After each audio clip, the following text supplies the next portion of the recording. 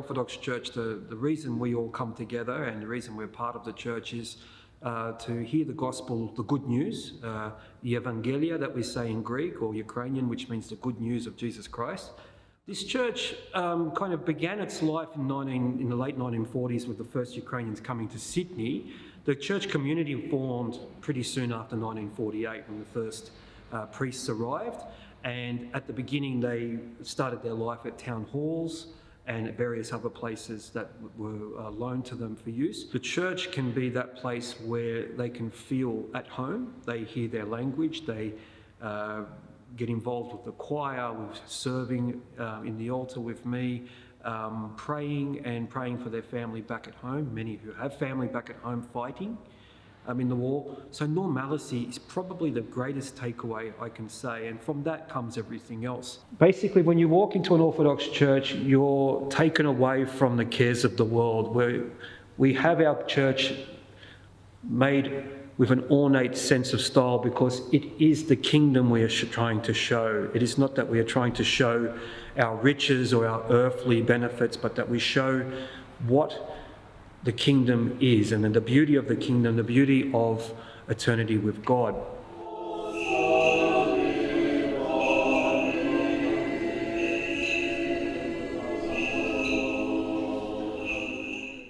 I came to Australia last year in the end of July because of the war in Ukraine, and actually my story is so unusual because I don't have relatives here, I don't have family here.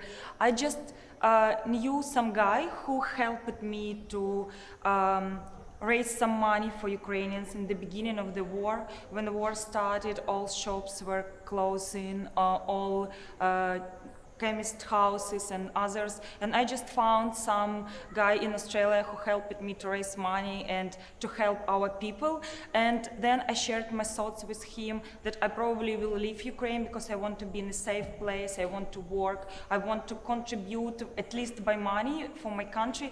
And he said me all about Australian government help, and he shared with me all this information, and I decided to try myself in Australia, and I thought probably it would be a bit easier for me to stay in English-speaking country. That was also one of the reasons.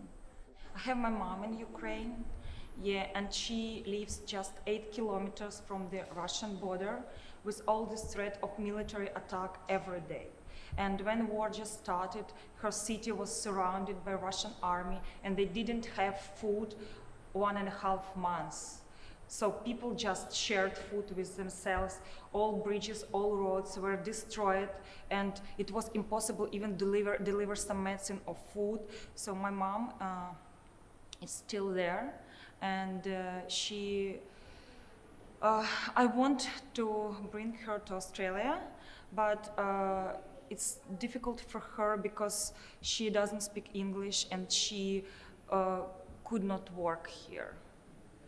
Within the church grounds, we have a charity that runs, that individuals have begun, Blue and Yellow Hearts. We've seen a great influx of newcomers come to church and try and find a home in the community.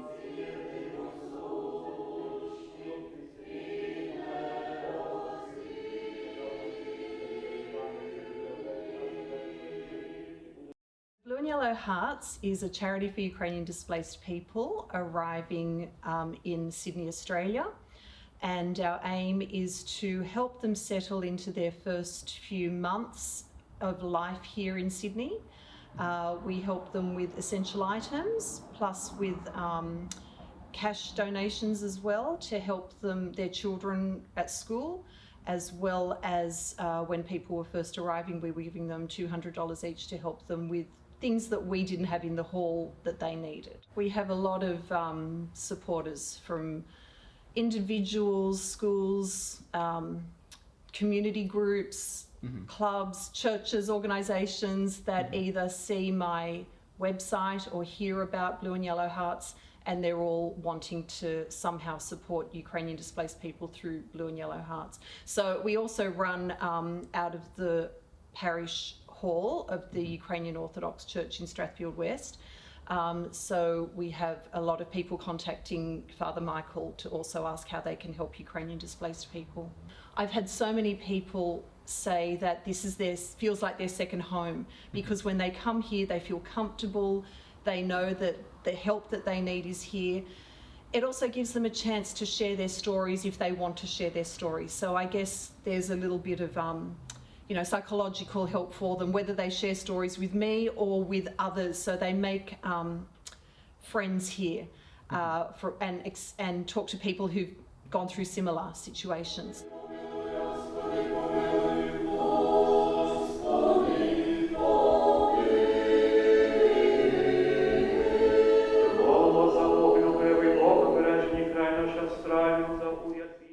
When I just was planning to go to Australia, I didn't even expect so much support. I knew that Australian government would help us. They offered us to stay here for free, to get education, for example, or permission for work. But I couldn't even expect so big support from charity, and especially from Blue and the Yellow Hearts charity. And I came here with small suitcase, with almost nothing, and I got everything from here, like some kitchen stuff, my clothes, I don't know, just some hygiene products, and even food. They help us like few times in a month, yeah. And probably in the beginning, it was even more important than now, but people are still coming and they need support and they need help, and some of them don't have money. So this is unbelievable, incredible support for us. I would also say that this is not just support with some stuff like food and clothes and so on. It's also like emotional support. Natalie, Oleksyn do so much for us. Sometimes when I have just difficult time, I can call her or I can sit with her and share all my difficulties, because this is really difficult to start everything from the beginning, like to learn a language, to learn how to drive here, to find a job, to find accommodation. And sometimes this is so difficult emotionally, and we can get support here, even like with I would say some psychological support.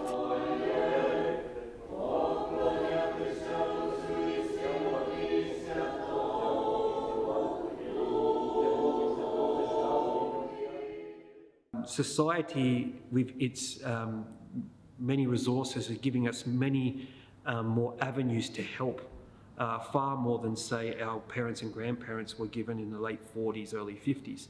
This church was built by refugees, for refugees and for their families and those that would find solace here.